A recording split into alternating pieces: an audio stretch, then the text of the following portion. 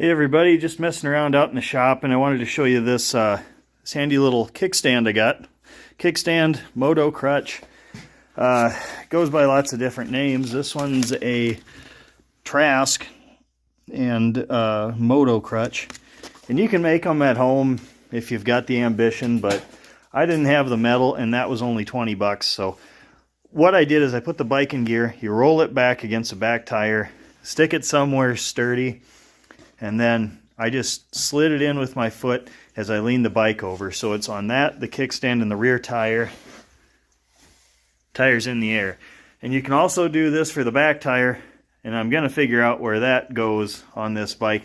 I'm not particularly sure, but you know, you can get underneath here, or you could put a spool on here for your stand if you got a service stand at home, or you know, a shock linkage, something like that. And you can get a Velcro strap, and use a Velcro strap to hold your front brake. Acts like a parking brake.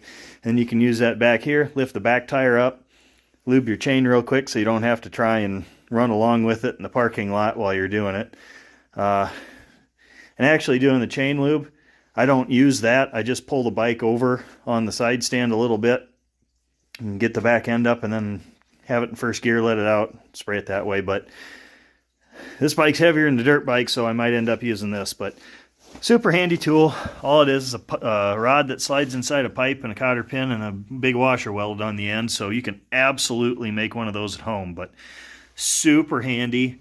You know, try and work out of your toolkit that's on your bike if you're into adventure riding. Work out of your bike toolkit instead of your toolbox. That way, if you got to take a front wheel off or whatever, you know if you're going to be able to do that out on the trail, because you're working with the stuff you carry on the bike. So that's your shop tip for the day.